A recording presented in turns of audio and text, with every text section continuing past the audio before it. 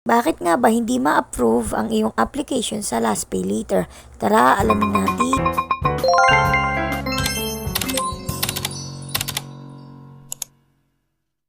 So dahil nga may Last Pay Later ka na, gusto mo na agad mag-activate. Pero ayun nga, sa hinaba-haba ng paglalaan mo ng oras para ma-fill upan yung mga information, ay malaman-laman mo na rejected lang pala. So ano nga ba ang dahilan kung bakit ka rejected sa Last Pay Later? Nang una na dyan, yung lahat ng pre-provide mo na information ay mali-mali or di naman kaya ay kulang or hindi match sa ID mo. Kaya palagi ko sinasabi sa inyo, kapag mag-fill up kayo ng form dito sa Last Pay Later, na siguraduhin yung tama at match siya sa ID na provide ninyo. Kasi magkamali lang kayo, halimbawa sa birthday nyo, is mare-reject talaga siya agad-agad. Hindi naman kayo sa apelido or sa home address. Kahit hindi na kayo doon nakatira, still ang ilalagay nyo pa ring address ay yung same sa ID ninyo. Rin kasing dahilan nyo kung bakit ako na-reject. Yung hindi tama yung information sa ID form na finilapan ko. So next naman, you didn't meet all the required conditions. So dito, wala naman silang binigay na specific na condition. Pero sa tingin ko, dapat dito is may trabaho kayo at dapat din mataas yung monthly income ninyo. Ako kasi ganun yung ginawa ko, nilagay ko may trabaho tapos yung nilagay kong monthly income ay 50,000 kahit naman hindi. Basta wag nyo lang sobrang kataas-taas kasi baka mas lalong hindi ka panipaniwala. Next naman is bad credit history sa iba pang platform. Kung meron kayong TikTok Pay Later or home credit, kwarta or home credit loan,